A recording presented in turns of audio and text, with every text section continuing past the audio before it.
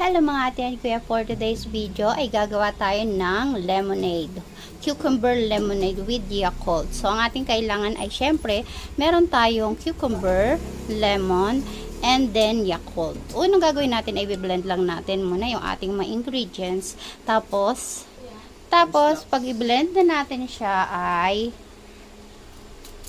ayan, gaganyan-ganyanin lang natin siya para mapino siya.